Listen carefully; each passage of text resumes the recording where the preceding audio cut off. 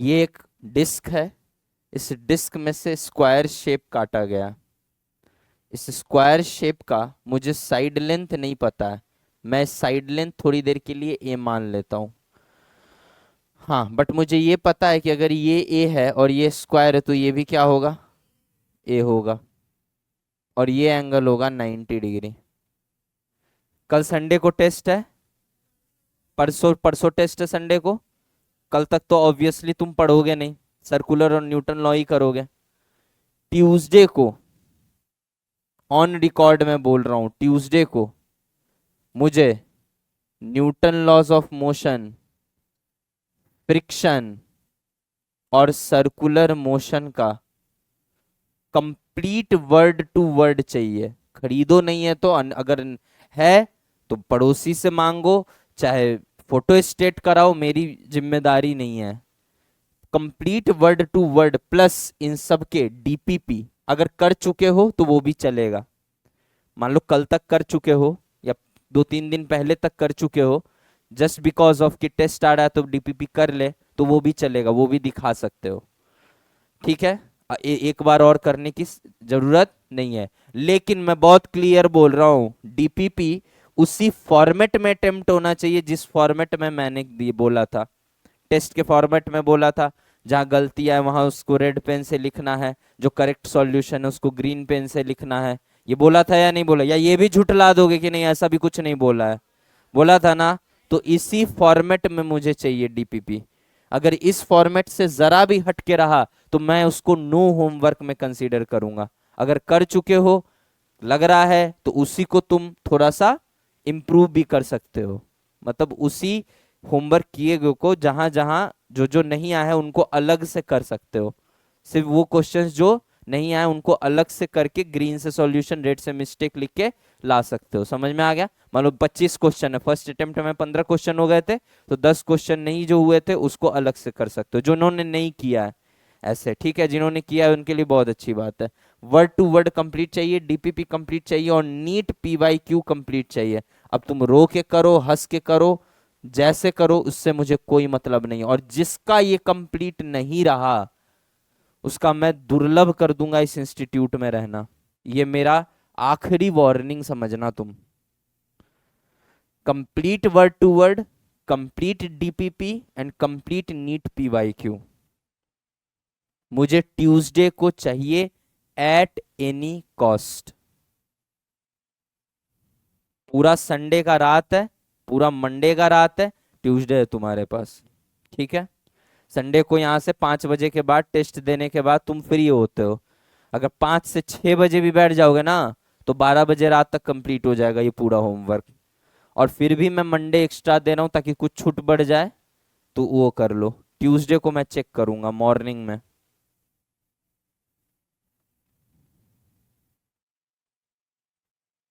Stupid. चलिए यहाँ पे देखिए, ये साइड है, ये साइड है, तो ये कितना लंबाई होगा, डायगोनल का लंबाई क्या होगा? डायगोनल हो जाएगा √2 है, यस और नो? बाद में पता चला कि जिसको हम डायगोनल कह रहे हैं वो और कुछ नहीं, रेडियस है भैया। यस और नो? तो यहाँ से क्या आ जाता है, साइड लेंथ क्या आ जाएगा, r/√2 आ जाएगा। यस और नो? अच्छा, मुझे क्या चाहिए भाई, एरिया ऑफ स्क्वायर चाहिए। तुमको पता है हम A1 A2 पे खेलते हैं। यस और नो? तो पहले एरिया ऑफ स्क्वायर को हम A2 मान ले रहे हैं, और जो एरिया ऑफ डिस्क था उसको हम A1 मान ले रहे हैं। मान सकते हैं ना बेटा? तो A2 बताइए, पहले एरिया ऑफ स्क्वायर बताइए क्या है। तो एरिया ऑफ स्क्वायर होता है ए स्क्वायर, साइड स्क्वायर। यस और नो? साइड लेंथ का स्क्वायर होता है एरिया ऑफ स्क्वायर, तो वो क्या हो गया, r² / 2 हो गया। यस और नो? उसी तरीके से अगर हम एरिया ऑफ वन निकाले तो वो क्या आ जाएगा, जल्दी बता? πr² आ जाएगा। यस और नो? क्योंकि उसका रेडियस तो आ रही है। ठीक है, अब हम जल्दी से एक्स कॉम निकाल लेते हैं। ठीक है, क्या लिखेंगे बेटा फॉर्मूला, A1x प्लस, प्लस या माइनस, माइनस, क्योंकि इस बार जुड़ा नहीं है, कटा है। Yes, A1 - A2, got it और नॉट? अच्छा, x1 और x2 लिख दो यहाँ पे। अच्छा, x1 क्या हो जाएगा बेटा, 0 हो जाए। क्यों? क्योंकि हमारा पहले से ही फील्डिंग सेट रहता है कि इसी को ओरिजिन मानना है। समझ में आ रहा है या नहीं आ रहा? इसको ओरिजिन मानने से एक तो खत्म हो जाता है ऐसे ही। तो क्या बच गया जल्दी बता, माइनस क्या आ गया, r square by two divided by pi r square minus r square by two. क्या यही आएगा? इसको सॉल्व करने पे आंसर आ जाए। कितने बच्चों का यही आंसर आया था? इसी के जैसा या इसके यही आंसर आया था? एक मिनट, बस इतने बच्चों का आंसर आया? क्या बेटा? हाँ, x2 भी तो आएगा, सॉरी, यस यस, x2 भी तो आएगा। x2 इसका है ना को सेंटर। क्या आ जाएगा बेटा? ये रूट टू ए क्या आ जाएगा? a/√2 आ जाएगा, है ना बेटा? a/√2 ये आएगा आंसर एक्चुअल में। x2 छूट गया था मेरे से। ये कितने बच्चों का आंसर आ गया, ईमानदारी से बताए? समझ में आ गया कैसे किया? बस आर्ट एरिया तो पता ही है, और इसका कोऑर्डिनेट भी तो लिखोगे, इसके सेंटर ऑफ मास का। इसके सेंटर ऑफ मास का कोऑर्डिनेट क्या होगा?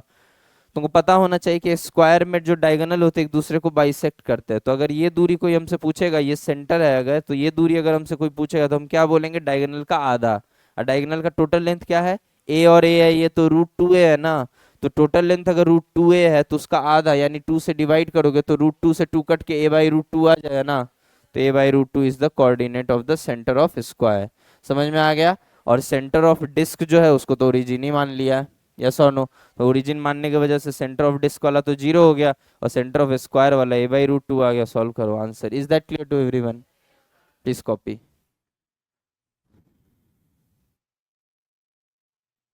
हाँ बेटा, क्या बोले? हाँ, एक्चुअली क्या है बेटा कि मुझे ये स्क्वायर का कुछ भी पता तो है नहीं, तो मैंने मान लिया कि इसका साइड लेंथ a है, ठीक है ना? तो अगर ये a है तो ये भी a होगा क्योंकि स्क्वायर है। तो a है तो ये √2a हो गया। और √2a को जैसे ही हम r के बराबर मानेंगे, यहाँ से a आ गया, और a आ गया यानी सब कुछ आ गया। a आ गया तो स्क्वायर, a स्क्वायर करके तुम एरिया भी निकाल सकते हो और लेंथ भी निकाल सकते हो। फिर इसका आधा क्या आ जाएगा? और बोलो यार, इसका आधा क्या हो जाएगा? इस सेंटर का कोऑर्डिनेट आ जाएगा, ठीक है। अच्छा, ए को ए मत रहने देना, ए को रिप्लेस कर देना। ए को किससे रिप्लेस कर दोगे? r/√2 से, क्योंकि तुमको ए थोड़ी दिया है सवाल में।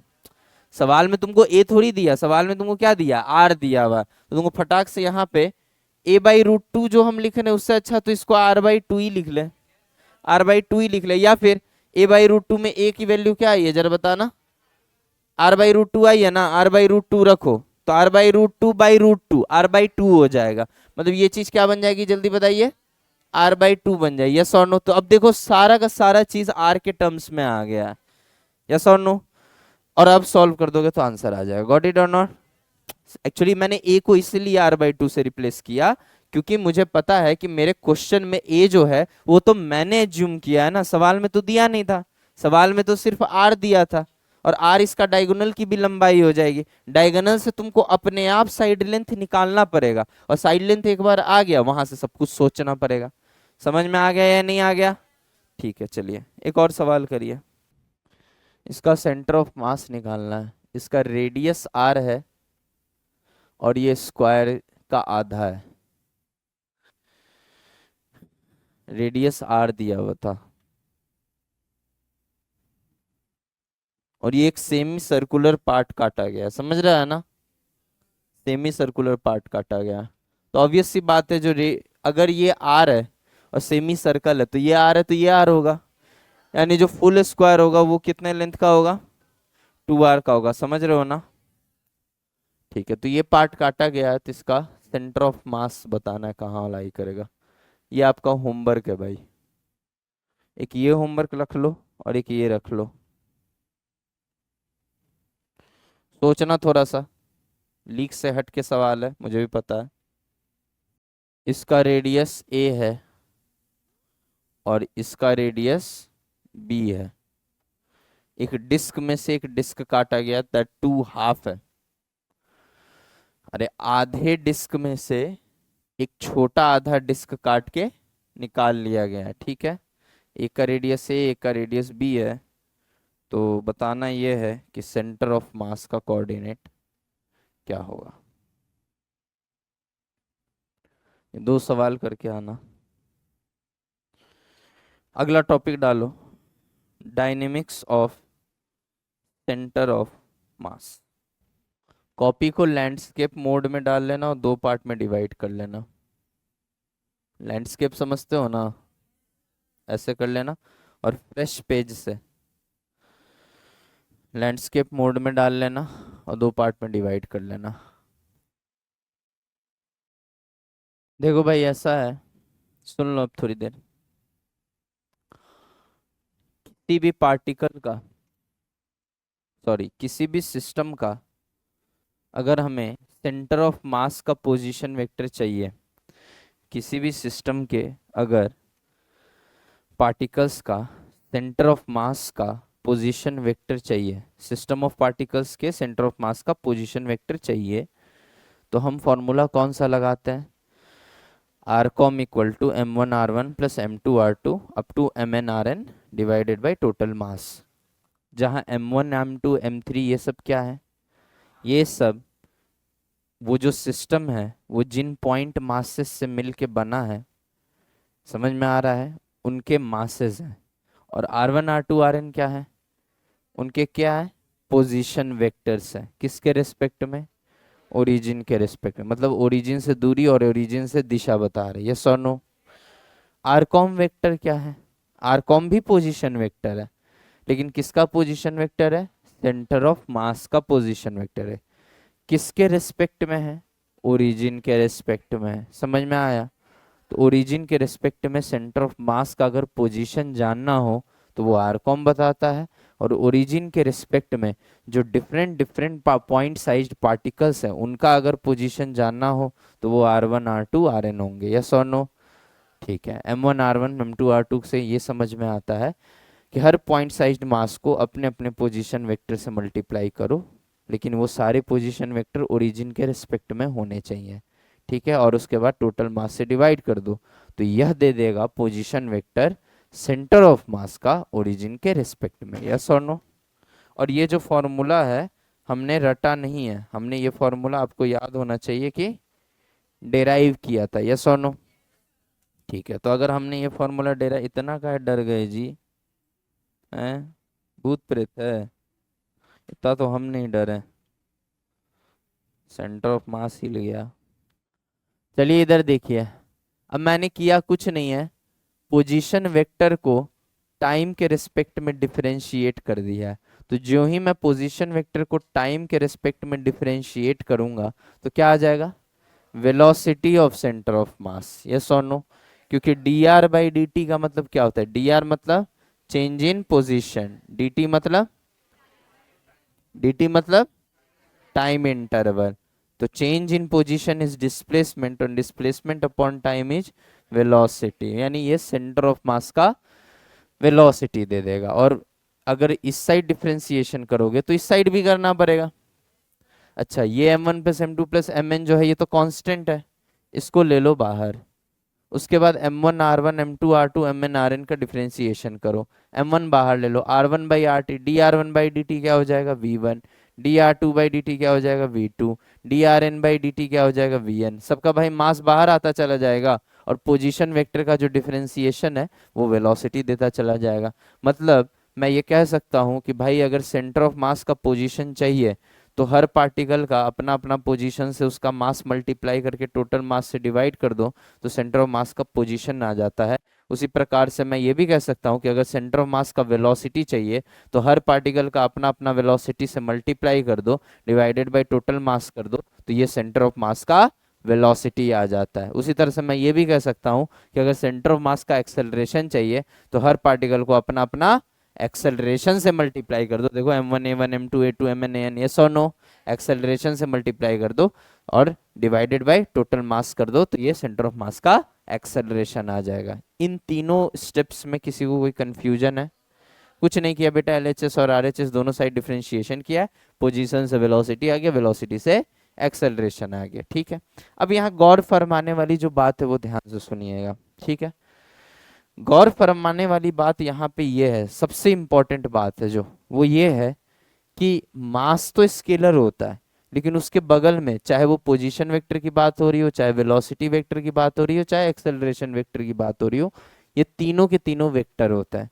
मतलब मास इंटू वेलोसिटी या मास इंटू पोजीशन वेक्टर या मास इंटू एक्सेलरेशन वेक्टर, आने वाला जो क्वांटिटी होगा वो एक वेक्टर क्वांटिटी होगा। क्यों? क्योंकि जब भी एक स्केलर को एक वेक्टर से मल्टीप्लाई किया जाता है तो आशा करते हैं आपको याद होगा कि मैग्नीट्यूड्स मल्टीप्लाई हो जाते हैं और डायरेक्शन किसका होता है, किसका होता है, वेक्टर का डायरेक्शन हो जाता है। यस और नो?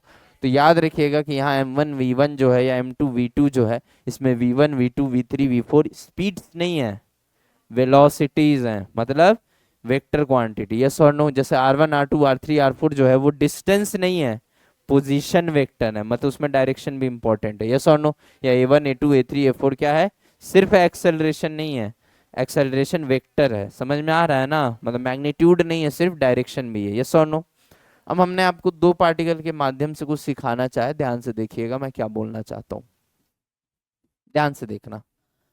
मान लो एक पार्टिकल m1 है और एक पार्टिकल m2 है, ठीक है, और इन दोनों पार्टिकल को मैं एक सिस्टम मान रहा हूँ। ठीक है, मैंने क्या बोला था कि जहां दो या दो से ज्यादा पार्टिकल्स आ गए तो उनको अपन एक ग्रुप ऑफ पार्टिकल्स कह सकते हैं, पार्टिकल्स का समूह कह सकते हैं, और इसी को सिस्टम बोला जाता है। यस और नो? तो ये पार्टिकल सिस्टम हो गया कि नहीं, टू पार्टिकल सिस्टम कहलाएगा। ये टू पार्टिकल सिस्टम बन गया या नहीं बन गया? अगर एक अकेला पॉइंट साइज पार्टिकल है, अगर एक अकेला पॉइंट साइज पार्टिकल है तो वो कभी सिस्टम नहीं कहलाएगा, लेकिन अगर दो या दो से अधिक पार्टिकल्स आ गए तो उसको अपन सिस्टम कह सकते हैं, अगर एक साथ कंसीडर कर रहे हैं तो। क्या मेरी बात सबको क्लियर है? देखो वैसे तो हम पढ़ाने के लिए तुमको 100 के लिए भी पढ़ा दे, 50 के लिए पढ़ा दे, 1 लाख के लिए भी पढ़ा दे, लेकिन एक चीज नोटिस करो, हमेशा शुरुआत में दो पार्टिकल को लेके करता हूँ। क्यों? क्योंकि एक बार दो पार्टिकल के लिए चीजें समझ में आ गई तो फिर तो 10 हो, 100 हो, 50 हो, 1 लाख हो, उससे कोई फर्क नहीं पड़ता। यस और नो? अब ध्यान से समझिएगा मैं जो बोलना चाह रहा हूँ। m2 की भी अपनी कुछ वेलोसिटी है, m1 की भी अपनी कुछ वेलोसिटी है, और आप ध्यान से देख सकते हैं, नोटिस करिए कि m2 और m1 दोनों की वेलोसिटी जो है बिल्कुल अलग है। अलग है या नहीं है? तो अगर हम तुमसे पूछेंगे कि भाई total momentum of the system बताओ, तो टोटल मोमेंटम ऑफ सिस्टम तुम कैसे बताओगे? m1v1 प्लस m2v2 बोलोगे या नहीं बोलोगे? भाई सीधी सी बात है कि अगर हम तुमसे पूछे कि भैया किसी भी सिस्टम का टोटल मोमेंटम फाइंड आउट करके बताओ, क्या बोला मैंने?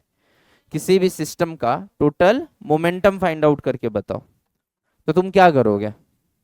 जैसे हम क्लास में घुसे और हम बोले कि इस क्लास में जितने भी बच्चे हैं उन सब का टोटल पैसा ढूंढ के बताओ। तुम अगर एक अकेला बच्चा है तो बच्चा है, लेकिन अगर एक समूह में बच्चे हैं तो उसको क्या हम कहते हैं? सिस्टम ऑफ बच्चा कह सकते हैं, या सिस्टम ऑफ पार्टिकल्स, या सिस्टम ऑफ स्टूडेंट्स कह सकते हैं, या पूरी क्लास कह सकते हैं। ठीक है, अब मैं क्लास में घुसते के साथ बोलूं कि भैया मुझे किसी के पर्सनल पैसे से मतलब नहीं है, मुझे नहीं पता कि प्रियम की जेब में कितना पैसा है, या लक्ष्मी की जेब में कितना पैसा है, या साक्षी की जेब में कितना पैसा है, मुझे टोटल क्लास का पैसा बताओ, तो तुम क्या करोगे? हर एक आदमी का पैसा निकालोगे और जोड़ते चले जाओगे, और उसके बाद जो टोटल कैश आएगा, मान लो यहाँ पे 20,000 रुपए जुट गए, मान लो किसी ने 500 दिया, किसी ने 100 दिया, किसी ने 2,000 दिया, किसी ने 5,000 दे दिया, इस तरह से करके टोटल मान लो यहाँ 20,000 जुड़ गए, तो हम कह सकते हैं कि भाई इस क्लास का जो टोटल स्ट्रेंथ है उसके पास अगर टोटल पैसा पूछा जाए तो टोटल पैसा है 20,000 रुपए। कोई समस्या? उसी प्रकार से एक सिस्टम में कई पार्टिकल्स हो सकते हैं, फिलहाल मैं दो से समझा रहा हूँ, ठीक है? तो अगर मुझे सिस्टम का टोटल मोमेंटम चाहिए तो मैं क्या करूंगा? सबका अलग अलग मोमेंटम निकाल दो और उसके बाद उनको लेके जोड़ दो तो टोटल मोमेंटम आ जाएगा। यस और नो? बट यहाँ एक समस्या है, पूछो क्या हाँ वेरी गुड, समस्या ये है कि जो पैसा लेके हम घट खट खट खट जोड़ रहे थे वो एक स्केलर क्वांटिटी है। ऐसा नहीं है कि 500 रुपए इससे लिया, 600 रुपए इससे लूंगा, उसका बोलूंगा बताओ 600 प्लस 500 ऐसे जोड़े या ऐसे जोड़े या ऐसे जोड़े, ऐसा नहीं कुछ होता है। पैसे का कोई डायरेक्शन नहीं होता, 6 5 11 होगा, बात खत्म। क्योंकि पैसा क्या है, एक स्केलर क्वांटिटी है। लेकिन यहाँ पे क्या है? मोमेंटम, और मोमेंटम एक वेक्टर क्वांटिटी। ध्यान से देखिए, और कुछ नहीं, mass into velocity vector momentum ही कहलाता है, पहले ही पढ़ा चुके न्यूटन्स लॉ में। ठीक है, क्लासिकल मैकेनिक्स में मास इनटू वेलोसिटी वेक्टर मोमेंटम कहलाता है। तो ये मोमेंटम है, ये मोमेंटम है, तो दोनों मोमेंटम को ऐसे ही जोड़ दोगे, 2 + 2 = 4, वेक्टर सम है। यस और नो? और अगर हम ऊपर वाले फॉर्मूले से देखें तो ध्यान से अगर तुम देखोगे तो m1 plus m2 into v com, v com क्या आ रहा है? m1v1 प्लस m2v2 आ रहा है। तुमको नहीं समझ में आया ना सर ने क्या बोला? आएगा भी नहीं। कोई बात नहीं, नहीं भी आया तो कोई बात नहीं। इस फॉर्मूला को हम यूज कर सकते हैं यहाँ पे, इस फॉर्मूला को हम यूज कर रहे हैं यहाँ पे, ठीक है, इस क्वेश्चन के पर्सपेक्टिव से। ठीक है, तो क्या हम वी कॉम लिख सकते हैं? क्या लिखेंगे? M1 V1, यहाँ तो दो ही है। अरे अपने तो दो ही है ना, लोगों के हजार होते हैं लेकिन हमारे तो दो ही हैं, करण और अर्जुन। यस और नो? अच्छा, M1 + M2 एक साथ लिख सकते हैं? इसको मैं M लिख दे रहा हूँ, कैपिटल M, मतलब total mass of the system. Yes और नो? ध्यान से देखो, पतली सी रेड लाइन से मैंने सिस्टम को दिखा रखा है कि ये मेरा पूरा एक सिस्टम है। मेरे लिए ये और ये नहीं है, अलग अलग नहीं है, मेरे लिए ये दोनों एक सिस्टम है। समझ में आ रहा है ना? ठीक है, तो उसी तरीके से हम ये लिख सकते हैं कि M इंटू, नेक्स्ट स्टेप में लिख देता हूं मैं, M इंटू, ध्यान से देखना, M इंटू वी कॉम, क्या आ गया जल्दी बताइए? M1 V1 plus M2 V2। Yes और नो? सर लेकिन ये तो टोटल मोमेंटम ऑफ सिस्टम है। यस और no? Total momentum of system है या नहीं है ये? इससे तुमको क्या सीखने को मिलता है? इससे तुम्हें क्या सीखने को मिलता है? मैं बताता हूं क्या सीखने को मिलता है। अगर दो पार्टिकल हों जिनके अलग अलग मास हों और उनकी अलग अलग डायरेक्शन में, मैग्नीट्यूड में वेलोसिटीज हों, उनके अलग अलग मोमेंटम हो, तो उनका जो टोटल सम है, जिसको तुम सिस्टम का मोमेंटम कहोगे, उसमें तुम्हारे पास दो ऑप्शंस हैं। या तो बैठ के हर एक का मास लो और उनकी वेलोसिटी से मल्टीप्लाई करते रहो। अगर मान लो सिस्टम में 1,00,000 पार्टिकल होते हैं, तो हर का मास लो और हर की वेलोसिटी लो, और सबका मास को सबकी वेलोसिटी से मल्टीप्लाई करते जाओ करते जाओ करते जाओ करते जाओ, और उसके बाद जो टोटल आए उसको सम करो। दैट टू सिंपल सम नहीं, वेक्टर सम, क्योंकि ये सारे वेक्टर निकलने वाले हैं और वेक्टर को वेक्टर से जोड़ने के लिए वेक्टर सम लगाना पड़ेगा। यस और नो? या फिर अगर तुम समझदार हो तो टोटल मास को एक पॉइंट पे कंसंट्रेटेड मानो, होता नहीं है, मानो, जिसको हम सेंटर ऑफ मास कहते हैं, और उसकी वेलोसिटी सिर्फ निकाल लो और टोटल मास से मल्टीप्लाई कर दो, वो भी टोटल मोमेंटम एक स्टेप में दे देगा। तो बताओ, सेंटर ऑफ मास कोई फिजिक्स का कॉन्सेप्ट है या मैथ्स का कॉन्सेप्ट है? बेसिकली सेंटर ऑफ मास एक ऐसा मैथमेटिकल एक्सप्रेशन है जिससे हमारा कैलकुलेशन आसान होता है। हम चाहते तो अलग अलग मोमेंटम निकाल के वेक्टर सम करके भी आंसर दे सकते थे, लेकिन सेंटर ऑफ मास से ये होता है कि हम टोटल मास एक ही बार ले लिए। टोटल मास एक ही बार लेने का मतलब क्या है? टोटल मास एक ही बार लेने का मतलब क्या है? कि सारा का सारा मास एक पॉइंट पे कॉन्सेंट्रेटेड मान रहे, तो टोटल ही लेंगे ना, और उसके बाद उसको किससे मल्टीप्लाई कर रहे हैं? सेंटर ऑफ मास के वेलोसिटी से मल्टीप्लाई कर रहे हैं, तो उससे क्या आ जाएगा? Momentum of whole system. तो बताओ, सेंटर ऑफ मास हमारी चीजों को आसान किया या नहीं किया? चलिए, ये पहला स्टेप। दूसरा स्टेप, जा जल्दी जा, डाइपर पहन के आया कर अगली क्लास से। चल भाई, अब यहां देख, एक कॉम भी दिख ही रहा होगा, M1 A1 + M2 A2 + MN/M1 + M2 + M3। Yes और नो? अब यहाँ पे हम कुछ दिमाग लगाने वाले, ध्यान से देखना यार, इसको थोड़ा सा ना शिफ्ट कर लो, क्योंकि हम कर सारा इसी में रहे हैं। समझ गए ना? चलिए, अगला स्टेप ये है कि अगर हम, मतलब हम तुमको तो एक बेसिकली एक फिलर देना चाह रहे थे कि देखो बेटा, मोमेंटम या तो हम अलग अलग भी निकाल के जोड़ सकते थे, या फिर यहाँ कहीं सेंटर ऑफ मास होगा इस सिस्टम का, सिर्फ उसका वेलोसिटी निकाल दो और उसका टोटल मास से मल्टीप्लाई कर दो। तो ऐसा नहीं लग रहा है कि ये सिस्टम ऐसा बिहेव कर रहा है एज इफ पूरा का पूरा मास यहाँ कॉन्सेंट्रेटेड हो और उसका वेलोसिटी पता हो, और मास तो टोटल है ही सही, और टोटल मास को वेलोसिटी से जैसे ही मल्टीप्लाई किया तो टोटल मोमेंटम आ गया। एज इफ सब अलग अलग नहीं है, बल्कि इसी पॉइंट पे कंसंट्रेटेड है। कुछ आया समझ में? ये मैथमेटिकल एक्सप्रेशंस और ऐसे ऐसे बहुत सारे मैथमेटिकल एक्सप्रेशंस जब फिजिसिस्ट ने ऑब्जर्व किया, तब ये सेंटर ऑफ मास का कॉन्सेप्ट निकाला। इसका मतलब कदापि ये नहीं है कि सच में यहां मास कोई कॉन्सेंट्रेटेड होता है, बस कहने का तात्पर्य ये होता है कि भैया मैथ्स ऐसा आ जा रहा है कि ऐसा लग रहा है कि सारा का सारा यहां मास कॉन्सेंट्रेटेड है और उसका मोमेंटम निकाल दो तो सबका मोमेंटम आ गया। यस और नो?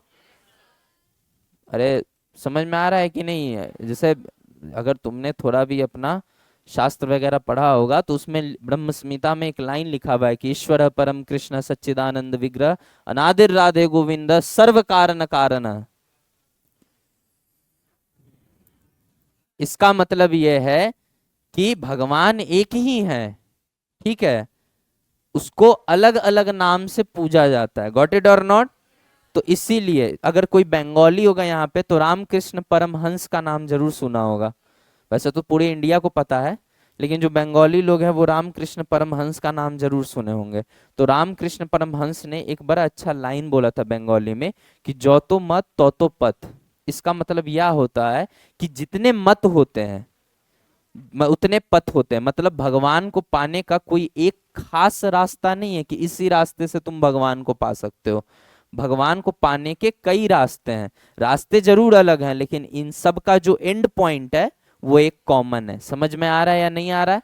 तो मत अलग अलग हो सकता है, आराध्य अलग अलग हो सकते हैं। कोई हनुमान जी को पकड़ लेता है, कोई शिव जी को पकड़ लेता है, कोई माँ दुर्गा को मानता है अपना आराध्य, कोई कृष्ण भगवान को पकड़ लेता है, कोई राम जी को पकड़ लेता है, लेकिन मोक्ष की प्राप्ति हो जाए, क्योंकि लास्ट में वो तुमको वहीं ले जाएंगे सब।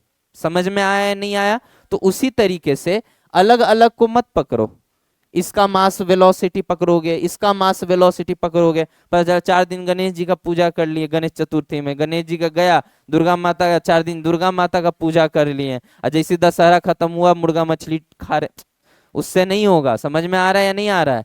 तो बेसिकली इसका मास लिए, इसका वेलोसिटी पकड़ लिए, इसका मास लिए, इसका वेलोसिटी पकड़ लिए, इसका मोमेंटम और इसका मोमेंटम जोड़ के टोटल मोमेंटम बताने लगे, तो उससे काम नहीं चलेगा। काम किससे चलेगा?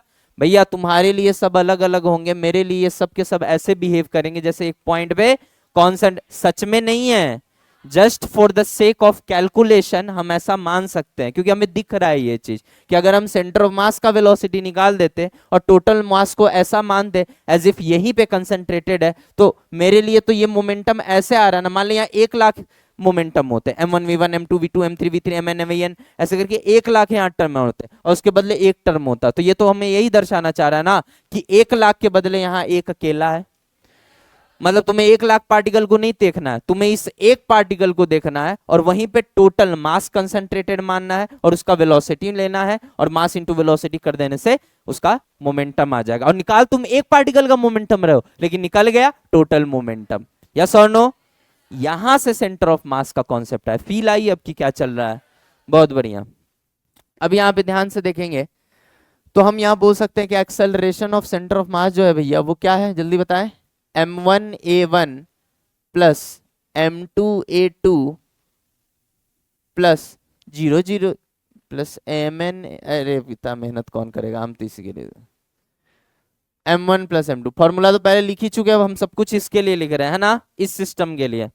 इस फोटो के बाद जो कुछ भी लिखा जा रहा है वो इसके लिए लिखा जा रहा है, और ये 3 फॉर्मूले क्या है? जनरल। समझ में आ गया ना? बहुत बढ़िया। अच्छा, कुछ दिखा तुमको बेटा? हमको तो दिख रहा, पता नहीं तुमको दिख रहा है या नहीं दिख रहा।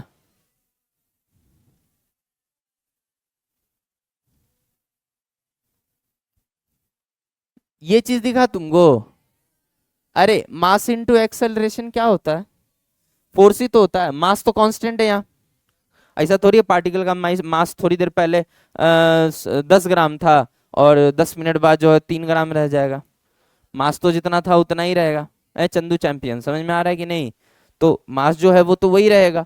तो सीधी सी बात है, अगर हम मास को पार्टिकल फर्स्ट के एक्सेलरेशन से मल्टीप्लाई करें तो ये क्या आ जाएगा? पार्टिकल फर्स्ट पे फोर्स आ जाएगा। और कायदे से अगर मैं बोलूं तो ये भी लिखना सही नहीं है, फोर्स लिखना सही नहीं है, नेट फोर्स लिखना सही है। यस और नो? मतलब मैं ये कहना चाहता हूं कि मास इनटू एक्सेलरेशन फोर्स नहीं होता है। मास इनटू एक्सेलरेशन, याद करो Newton's law, mass into acceleration force नहीं होता था। मास इनटू एक्सेलरेशन एक पार्टिकल पे उस इंस्टेंट पे लगने वाले जितने भी फोर्सेस हैं उनका वेक्टर सम होता था, जिसको हम नेट फोर्स या कुल बल के नाम से जानते थे। यस और नो? कूल मतलब ठंडा कूल नहीं, कूल मतलब टोटल कुल बल। हाँ, समझ में आ गया ना?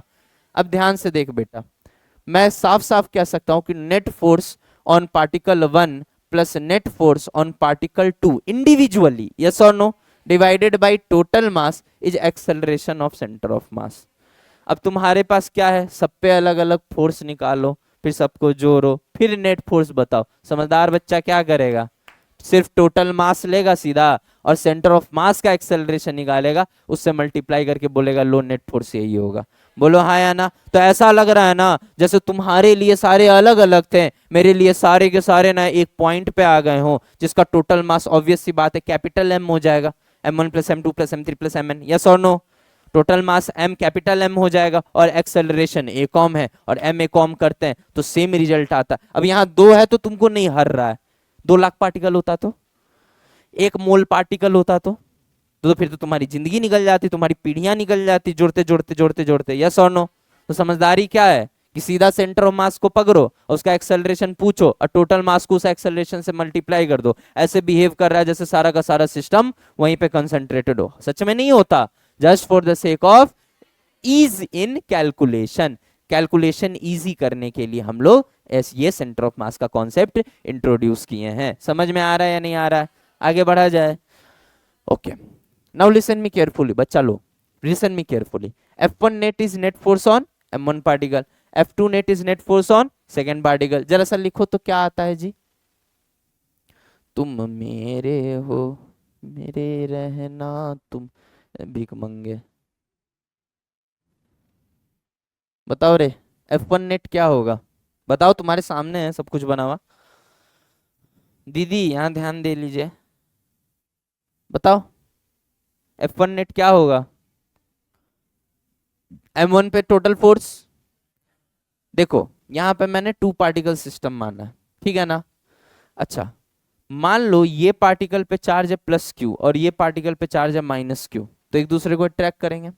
अच्छा, जो अट्रैक्टिव फोर्स होगा वो हमेशा एक्शन रिएक्शन होगा, मतलब ये इसको इधर खींच रहा है तो ये इसको इधर खींचेगा, यस और नो। अरे कुछ नहीं होगा तो ग्रेविटेशनल फोर्स तो होगा ही होगा, क्योंकि मासेस हैं तो ग्रेविटेशनल फोर्स ऑफ अट्रैक्शन होगा ही होगा, ठीक है। अच्छा, ग्रेविटेशन में क्या होता है, ये इसको इधर खींच रहा है तो ये इसको इधर खींच रहा है। हम तुमको एक सिंपल सी लाइन बोलेंगे कि न्यूटन के थर्ड लॉ में मैंने ये बात बहुत क्लियरली समझा दिया था कि यूनिवर्स में कोई भी फोर्स अकेला एग्जिस्ट नहीं कर सकता है। क्या ये मैंने बात बोली थी क्लास में? न्यूटन का थर्ड लॉ यही है कि हमेशा फोर्स जब भी लगेगा तो पेयर में लगेगा। अगर एक चीज दूसरे चीज पे फोर्स इधर लगा रही है तो दूसरी चीज भी पहले चीज पे फोर्स इधर लगाएगी ही लगाएगी। They are opposite in direction, equal in magnitude and acts on two different bodies, yes or no। तो यूनिवर्स में कभी भी कोई भी फोर्स अकेला एग्जिस्ट नहीं करेगा, जब भी एग्जिस्ट करेगा तो कैसे एग्जिस्ट करेगा, पेयर में एग्जिस्ट करेगा। मतलब हम तुम पे लगा रहे हैं एक्शन तो तुम हम पे लगा लो रिएक्शन, समझ में आ गया। अच्छा, तुम पे एक्शन लग रहा है और हम पे रिएक्शन लग रहा है, एक ही पे एक्शन रिएक्शन लगता तो कैंसिल होता, लेकिन अलग अलग बॉडी पे लग रहा है तो दोनों पे अलग अलग इफेक्ट आएगा। Getting my point. अब मान लो जो भी फोर्स हो, चाहे जो भी फोर्स हो, चाहे ये दोनों एक दूसरे से स्प्रिंग से कनेक्टेड हो, स्प्रिंग खींच के छोड़ दिया हो तो स्प्रिंग खाली इसको खींचेगा, इसको नहीं खींचेगा, दोनों को खींचेगा, एक्शन रिएक्शन। तो चाहे ये दोनों स्प्रिंग से कनेक्टेड हो, चाहे ये दोनों इक्वल एंड अपोजिट चार्ज हो, चाहे इक्वल एंड सेम चार्ज, मतलब मैग्नीट्यूड में अलग चार्ज हो और जो साइन है वो सेम हो, तो रिपल्शन हो जाएगा। अच्छा, ये इसको इधर रिपेल करेगा तो वो उसको उधर रिपेल करेगा। समझ में आ गया या नहीं आ गया? अगर अपोजिट चार्ज रहेगा तो ये इसको इधर अट्रैक्ट कर रहा है तो वो उसको इधर अट्रैक्ट कर रहा है, यस और नो। या ग्रेविटेशनल फोर्स रहेगा तो ये इसको इधर अट्रैक्ट कर रहा है और ये इसको इधर अट्रैक्ट कर रहा है। कुल मिला के हमेशा फोर्स इक्वल एंड अपोजिट लगे है, यस और नो। अब मैं रखने जा रहा हूँ वैल्यू, F1 नेट क्या है, M1 पे टोटल फोर्स क्या है, F, ठीक है ना। तो हम लिखने जा रहे हैं F प्लस M2 पे टोटल फोर्स क्या है। F नहीं लिख सकता, पूछो क्यों?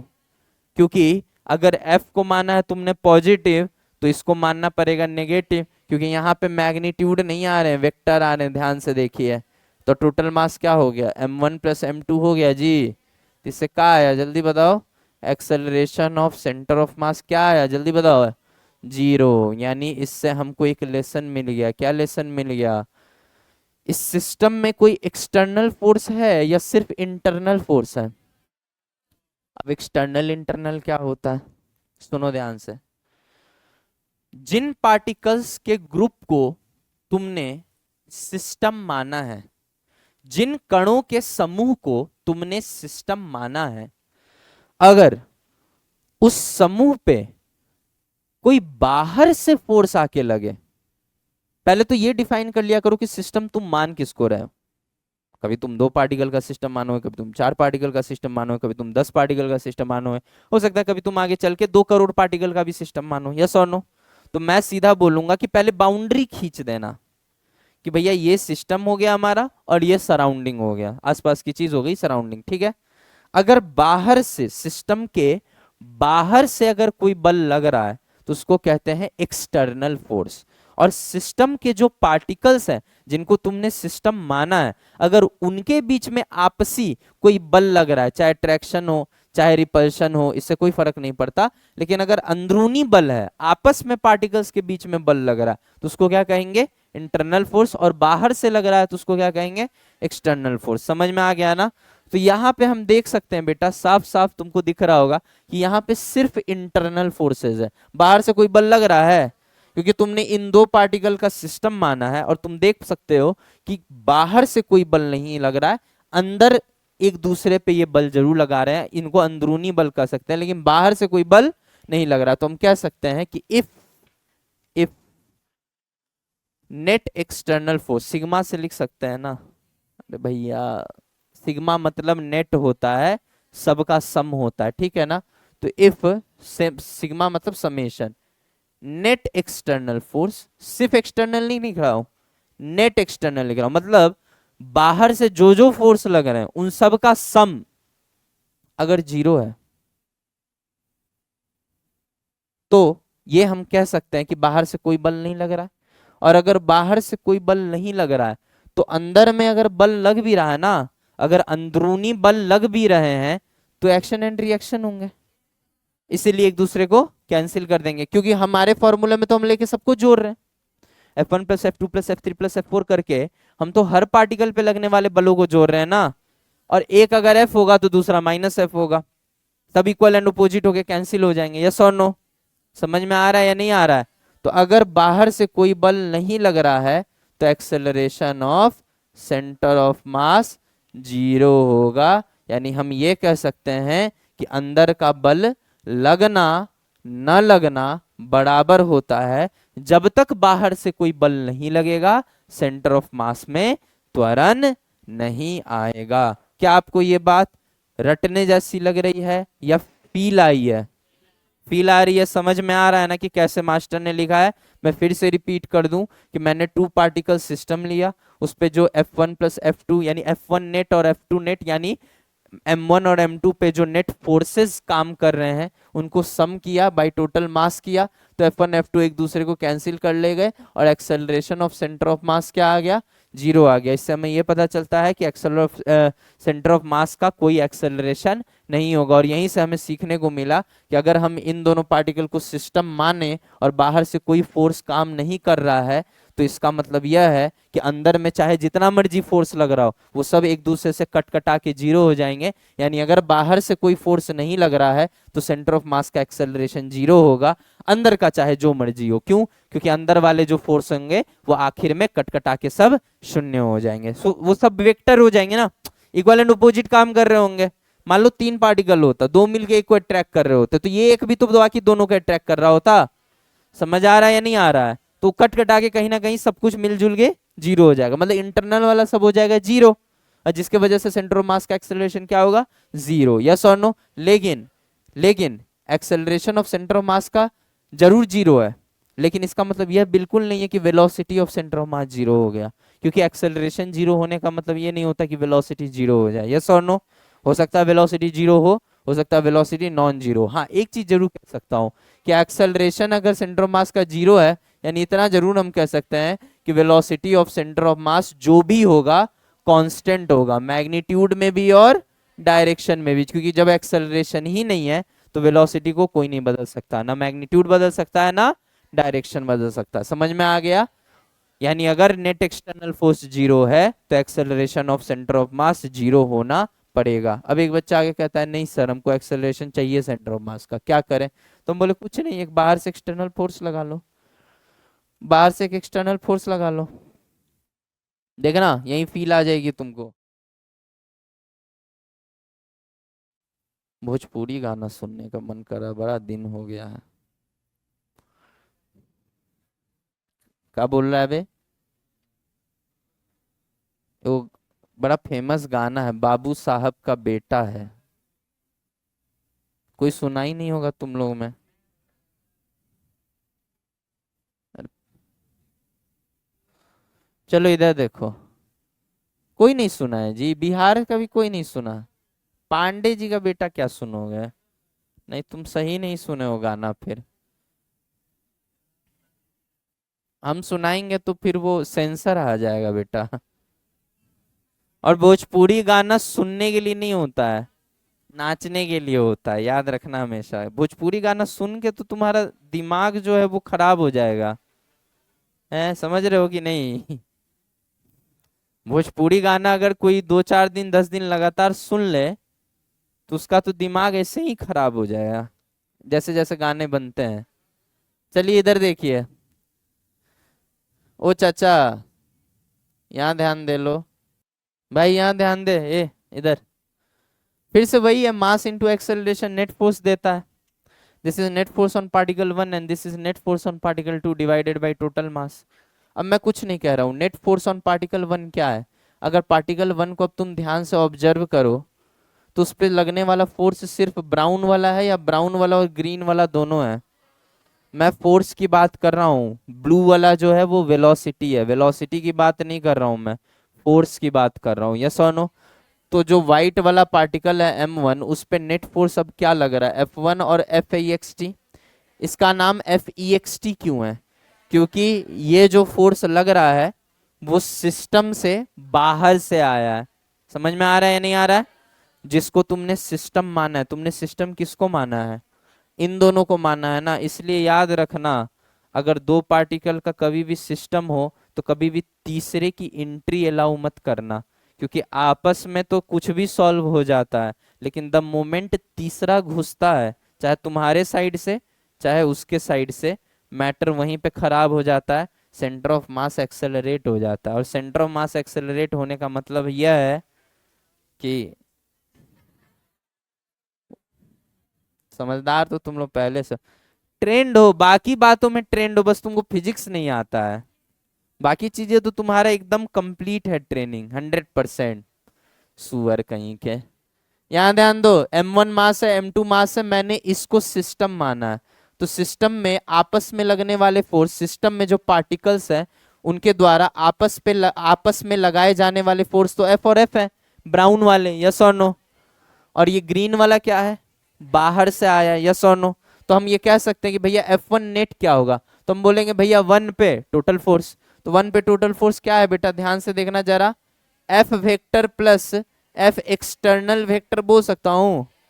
देखो बेटा हम इन दोनों को जोड़ नहीं रहे हैं, ये जो प्लस लिख रहा है ये सिंबॉलिक है, जोड़ने के लिए तो फिर हमको वेक्टर सम करना पड़ेगा, एंगल पता होना चाहिए, रिजल्टेंट निकालोगे। मैंने बोला था ना वेक्टर चैप्टर में कि ये प्लस का मतलब सिंबॉलिक होता है, कि भैया इन दोनों को हम जोड़ रहे हैं, जोड़ने के लिए वही पूरा प्रोसेस फॉलो करना पड़ेगा, रिजल्टेंट का मैग्नीट्यूड डायरेक्शन वगैरह वगैरह, यस और नो? तो F प्लस F नेट आ गया, ठीक है। अच्छा F2 नेट क्या हो जाएगा? माइनस F दिख रहा है, देख पक्का ना? भैया फिर कटा, फिर कटा, F और F फिर कटा, कोई रह गया तो वो कौन रह गया? F external. तो जो समझदार बच्चा होगा वही समझ जाएगा कि भैया सेंटर ऑफ मास का जो एक्सेलरेशन होता है वो external force upon total mass होता है। समझ में आया? अब यहाँ पे समझने वाले फिर समझेंगे कि ये तो ऐसे बिहेव कर रहा है, बाहर से कोई फोर्स लग रहा है तो ये तो ऐसे बिहेव कर रहा है जैसे ये पूरे का पूरा सिस्टम अलग अलग पार्टिकलों से नहीं बना हो, बल्कि पूरा मास एक पॉइंट पे कॉन्सेंट्रेटेड हो, और उस पॉइंट का जिस पॉइंट को हम सेंटर ऑफ मास कहते हैं, उस पॉइंट का जो एक्सेलरेशन होगा उसको एकॉम कहते हैं, और एकॉम जो होगा वो net external force by mass हो जाएगा। समझ में आया? अब फील आ रही होगी धीरे धीरे तुम्हें कि सेंटर ऑफ मास पढ़ क्यों रहे हैं, अरे आ रही है या नहीं आ रही है? अच्छा, हम नेट एक्सटर्नल फोर्स की बार बार बात कर रहे हैं तो यहाँ सिग्मा लगाना जरूरी है, क्योंकि हो सकता है कई सिचुएशन ऐसे भी बने कि हमने इधर से एफ एक्सटर्नल लगा दिया। अब तो तुम एफ एक्सटर्नल देखते ही कह दोगे एक्सेलरेशन आएगा, एक्सेलरेशन आएगा, नहीं तुमने ये ध्यान नहीं दिया कि जितना हमने एफ एक्सटर्नल इधर लगाया उतना ही इक्वल एंड अपोजिट इधर भी लगा दिया। तो एफ एक्सटर्नल तो है लेकिन नेट एफ एक्सटर्नल क्या है? जीरो है। अरे ये सब बकलोली वाली बात है, सिंपल सी बात समझना। जब नेट फोर्स ही नहीं है, जब नेट फोर्स ही नहीं है, ये तो वही बात हो गई कि हम किसी को धक्का दे रहे हैं एक साइड से और दूसरे साइड से बराबर फोर्स से रोके हुए हैं, अब बोल रहे हैं देखो देखो नहीं हिल रहा नहीं हिल रहा। तो ये तो हम तो न्यूटन लॉ से समझा रहे हैं कि भैया एक्सेलरेशन के लिए फोर्स नहीं, नेट फोर्स जिम्मेदार होता है, यस और नो। उसी तरीके से एक्सेलरेशन ऑफ सेंटर ऑफ मास के लिए एक्सटर्नल फोर्स नहीं, नेट एक्सटर्नल फोर्स जिम्मेदार होगा, यस और नो। असल नेट एक्सटर्नल बोल रहे, नेट इंटरनल क्यों नहीं बोल रहे हैं? इंटरनल का कोई योगदान नहीं है, इंटरनल हो या ना हो उससे घंटा फर्क नहीं पड़ता, आखिर में सबको कट के acceleration of centre of mass zero आ जाना है। मतलब हम एक लाइन में अब अपनी सारी बोली हुई बातें समराइज करने जा रहे हैं कि अगर आपने कुछ पार्टिकल्स का एक सिस्टम डिजाइन किया है तो सिस्टम में अगर इंटरनल फोर्सेस काम कर रहे हैं तो सेंटर ऑफ मास का एक्सेलरेशन तब तक नहीं आएगा जब तक कि कोई बाहर से एक्सटर्नल फोर्स ना आए, और अगर बाहर से एक्सटर्नल फोर्स आ जाएगा तो इंटरनल से कोई मतलब नहीं है, total external force by total mass कर देना, acceleration of centre of mass आ जाएगा। और अगर बाहर से कोई एक्सटर्नल फोर्स नहीं है तो नेट एक्सटर्नल फोर्स को जीरो करके देखो, जीरो बाई एम जीरो आ जाएगा। यानी इससे साफ ये समझ में आ रहा है कि नेट एक्सटर्नल फोर्स अगर जीरो हो गया तो एक्सेलरेशन ऑफ सेंटर ऑफ मास हमेशा जीरो होगा। मतलब इंटरनल पे ध्यान नहीं देना है, एक्सटर्नल है तो एक्सेलरेशन ऑफ सेंटर ऑफ मास है, एक्सटर्नल फोर्स नहीं है तो acceleration of centre of mass भी नहीं होगा। क्या मेरी बात सबको क्लियर है? ईमानदारी से सारे बच्चे बोलेंगे, पक्का ना? आमी बोलची, डोलची नहीं बोलची, बोलची शॉर्टी, हाँ मतलब सच बोल रहा हूं मैं। चलिए, तो कुल मिला के बात ये आ गई भैया कि जब एक्सटर्नल फोर्स नहीं था तो acceleration of centre of mass zero आ रहा था, और एक्सटर्नल फोर्स के आते ही acceleration of centre of mass net external force by total mass आ गया। समझ में आ गया? मतलब acceleration of centre of mass तभी होगा जब नेट एक्सटर्नल फोर्स होगा, और अगर नेट एक्सटर्नल फोर्स नहीं होगा तो एक्सेलरेशन ऑफ सेंटर ऑफ मास नहीं होगा। अब इसी को ना हम दो पार्ट में तोड़ देते हैं, क्योंकि मुझे पता है ए कॉम देखते ही तुम्हारे दिमाग में आ रहा होगा कि इसको ऐसे भी तो लिख सकते हैं, ए कॉम एक्स आई कैप और ए कॉम वाई जे कैप। अरे भैया हर वेक्टर का दो कंपोनेंट होता है ना, एक्स वाला और वाई वाला, यस और नो। तो हम ऐसे लिखना चाहेंगे, इसको लिख दें, इजाजत हो तो लिख दें, ए कॉम एक्स आई कैप। अच्छा, आई वाले आई से कैंसिल हो जाएंगे तो सीधा ए कॉम एक्स लिखे ना। मतलब acceleration of centre of mass in x direction is net external force का वो कंपोनेंट जो एक्स डायरेक्शन में है, बोलो रे, और डिवाइडेड बाय टोटल मास। आई आई तो कट जाएगा ना, माई गे माई, हम क्या करें? समझ में आ रहा है हम क्या बोल रहे हैं? पक्का ना? वेक्टर हटा आई कैप में तो चला ही गया। समझ में आ रहा है या नहीं आ रहा है? बोलो यार। मतलब ऐसा भी हो सकता है कि भैया हो सकता है कि वाई डायरेक्शन में ना हो नेट एक्सटर्नल फोर्स, लेकिन एक्स डायरेक्शन में नेट एक्सटर्नल फोर्स हो, तो सेंटर ऑफ मास का भी जो एक्सेलरेशन आएगा वो किधर आएगा? एक्स डायरेक्शन में आएगा, वाई में नहीं आएगा। समझ में आया नहीं आया? उसी तरीके से इसको एक और पार्ट में लिख सकते हैं, acceleration of centre of mass का Y component is net external force, जल्दी बोलो रे, in Y divided by total mass. क्या मतलब निकला इसका?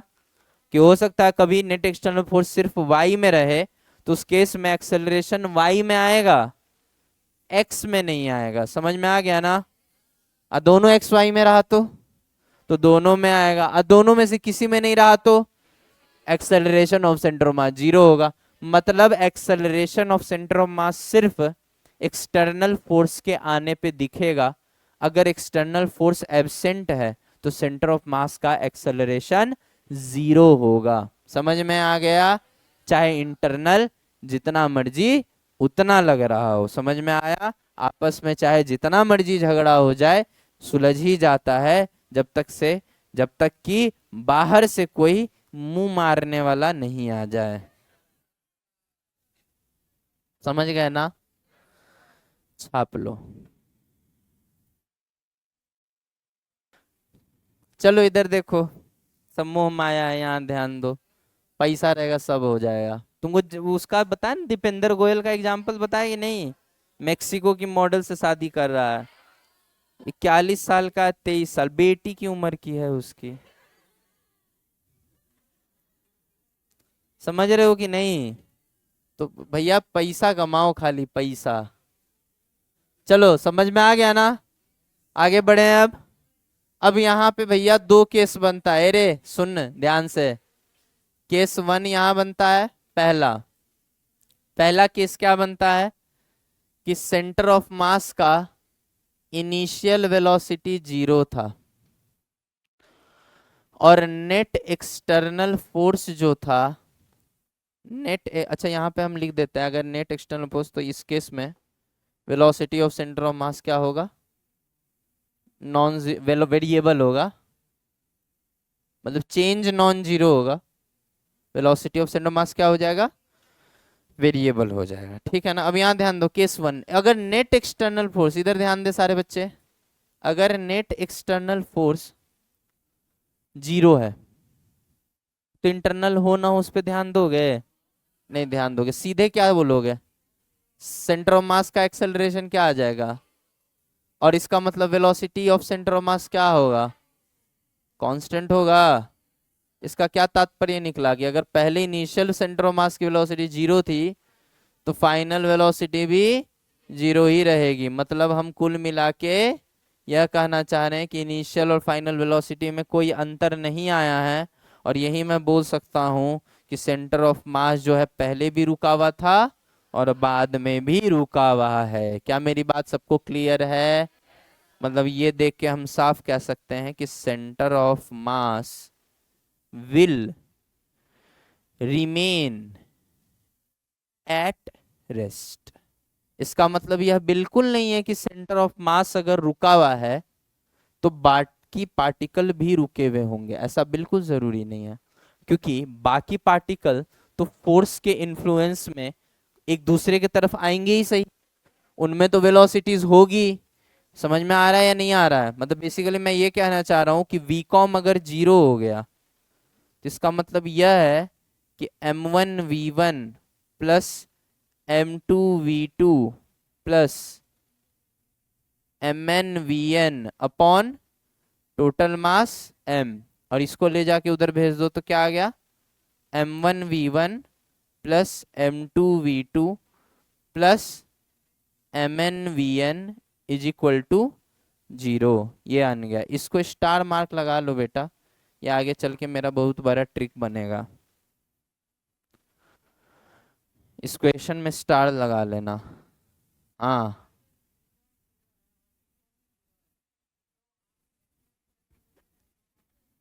बहुत सही बात बोल दी है। अबे गधे, अगर किसी पार्टिकल का इनिशियल वेलोसिटी 0 है और फाइनल वेलोसिटी 0 है, तो फाइनल वेलोसिटी ये कब का है? एट एनी टाइम t है ना, मतलब इसकी वेलोसिटी थ्रू आउट 0 ही रही होगी। तेरे दिमाग में क्या चल रहा है कि इनिशियल 0 है, फाइनल 0। ये भी तो हो सकता है कि पहले वेलोसिटी बढ़ा हो, फिर घटा हो और घट के 0 हो गया हो। लेकिन तुम ये बात समझ ही नहीं रही हो कि अगर वेलोसिटी को बढ़ना है, अरे रुक जा 1 मिनट, अगर वेलोसिटी को बढ़ना है तो एकॉम चाहिए, और एकॉम 0 वो पहले ही बोल चुके हैं। तो एकॉम अगर 0 हो गया तो यूकॉम तो कभी बदला ही नहीं। तो यूकॉम जब कभी बदला ही नहीं, तो वीकॉम यूकॉम 0 रहा, और सेंटर ऑफ मास रेस्ट पे रहा। समझ में आ गया? वैसे हम एक्सप्लेन करने वाले थे, लेकिन तुम्हारी मुंह मारने की आदत है, चोंच, ऐसे चोंच लेके, ऐसे ऐसे चोंच लेके टक से मारते, टक। अपनी चोंच लेके तुमने मार दिया। तुमको लगता है हम कोई चीज लिख दिए तो हमें ऐसा लगता है तुम्हें समझ भी आ गया, ऐसा मुमकिन ही नहीं है। तुम डम्ब हो। तुम लोग को जब तक नहीं समझाया जाए तरीके से, तुम लोग खुद से नहीं समझ सकते हो। लिख लिया ना? जल्दी लिख भाई।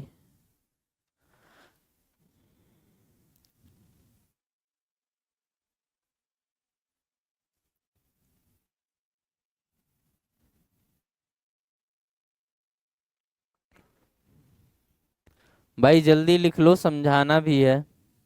लिख लिया? अब किसी के हाथ में पेन नहीं दिखना चाहिए। यहाँ पे ध्यान दे सारे बच्चे। भैया हमने केस 1 यह माना है कि सेंटर ऑफ मास का शुरुआत में जो वेग है यानी वेलोसिटी है वो जीरो है।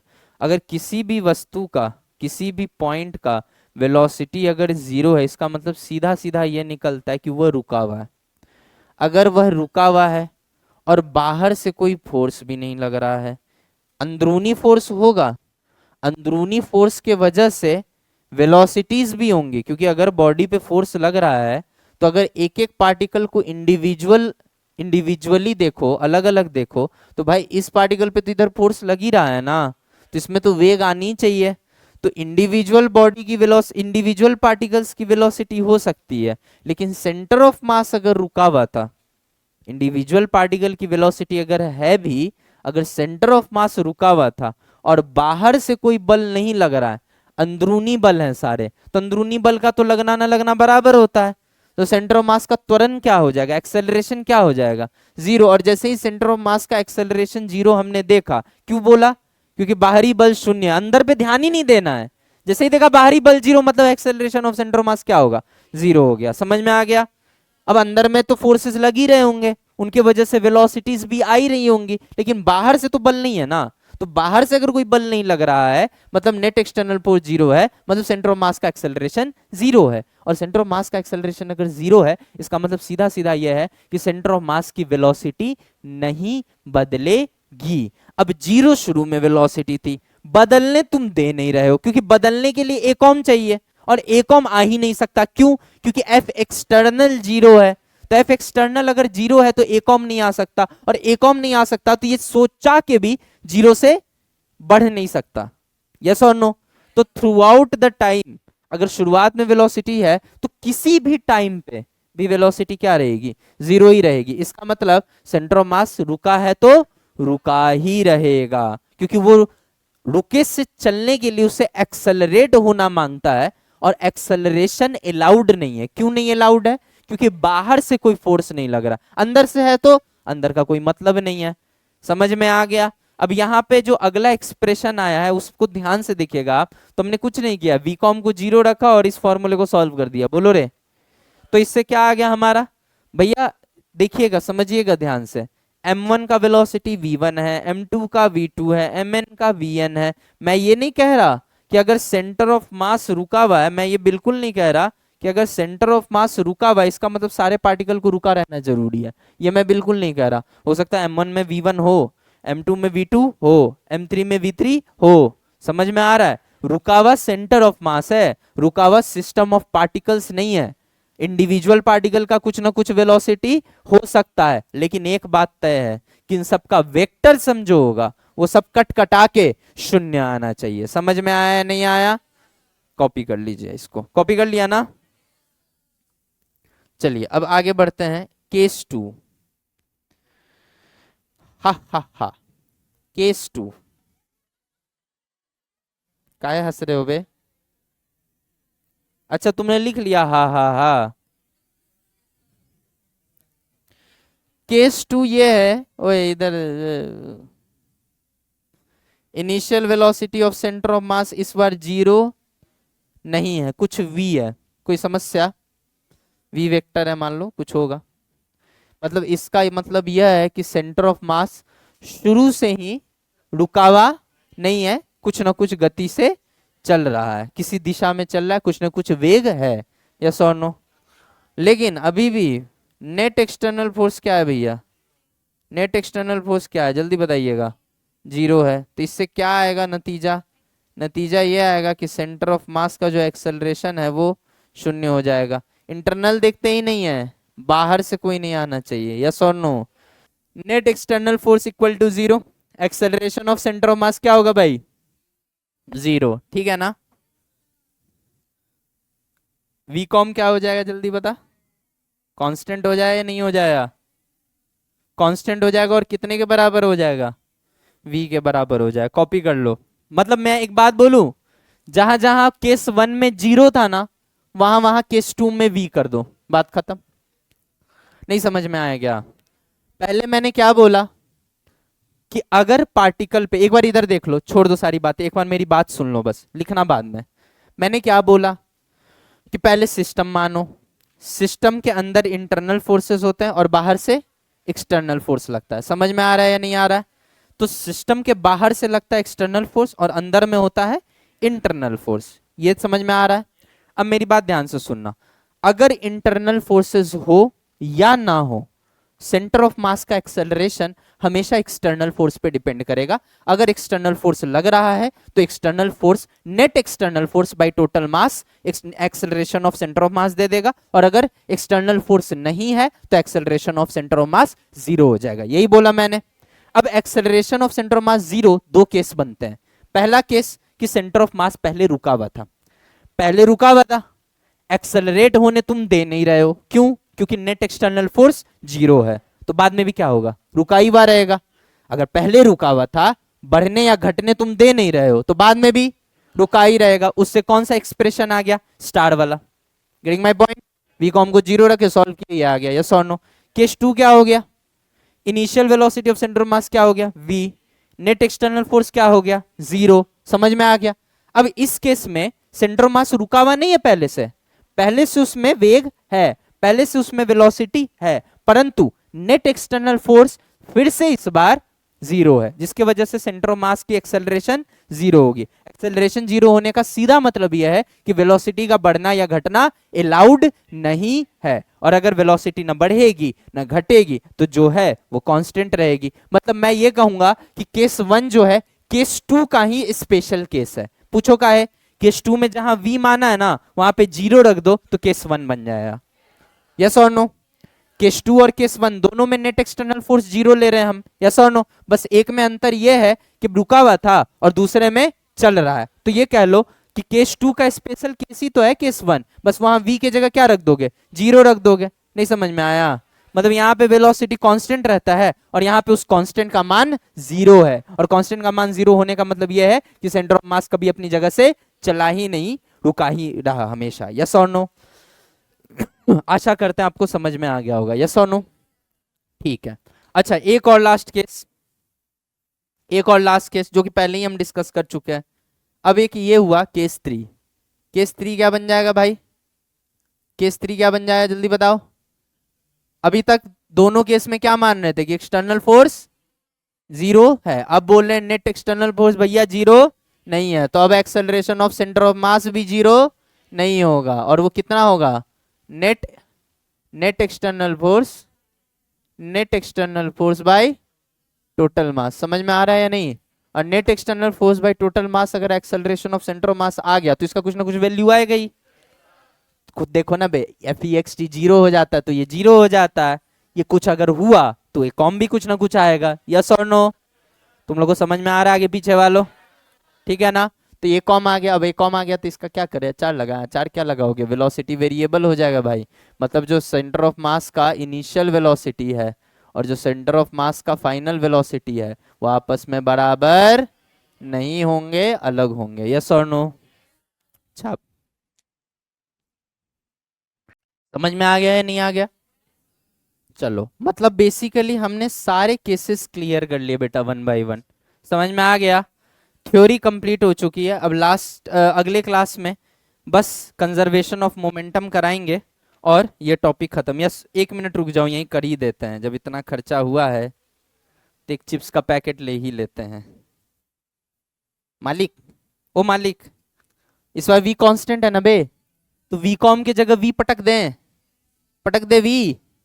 क्या आ गया, m1v1 प्लस m2v2 प्लस, कहानी सुना के तुम लोग टाइम वेस्ट करवा दिए भाई। टोटल मास m हो गया, अगले स्टेप में ये m इधर चला जाएगा भाई, यहीं लिख दे तो कोई दिक्कत तो नहीं है यार। अच्छा, टोटल मास क्या है? कांस्टेंट। अलग अलग पार्टिकल का अलग अलग मास होगा, लेकिन सिस्टम का टोटल मास कांस्टेंट होगा। और ये v क्या है? ये भी v कांस्टेंट है। क्यों कांस्टेंट है? क्योंकि net external force zero, acceleration of centre of mass zero, मतलब सेंटर ऑफ मास की जो भी वेलोसिटी पहले होगी वही बाद में रहेगी, मतलब वेलोसिटी कांस्टेंट होगी। तो ये भी कांस्टेंट, ये भी कांस्टेंट, तो constant into constant is a constant ना। क्या आ गया? This is momentum of first particle, this is momentum of second particle, this is momentum of nth particle, and all belong to the same system, yes or no? And the sum of momentum of all the particles is constant, and that gives us law of conservation of momentum. समझ में आया? यहां से आया law of conservation of momentum. Getting my point? और इस फॉर्मूले को भी अगर तुम ध्यान से देखोगे तो तुमको ऐसा फील होगा कि हम आज भी न्यूटन्स लॉ पढ़ रहे हैं। पूछो काहे? क्योंकि न्यूटन लॉ में भी यही पढ़ते थे कि एक्सेलरेशन जो होता है, एक्सेलरेशन जो होता है वो नेट फोर्स बाय मास होता है। आज भी यही पढ़ रहे हैं कि एक्सेलरेशन जो होता है वो नेट फोर्स बाय मास होता है। बस अंतर इतना है कि पहले हम खुल के बोलते नहीं थे कि कोई एक पॉइंट होता है जिसको सेंटर ऑफ मास मानते हैं, जहां पे पूरा मास कॉन्सेंट्रेटेड होता है, और अब हम बोल रहे हैं, इसलिए COM यहाँ पे सबस्क्रिप्ट में लिख रहे हैं। गॉट इट और नॉट? नहीं समझे मेरी बात?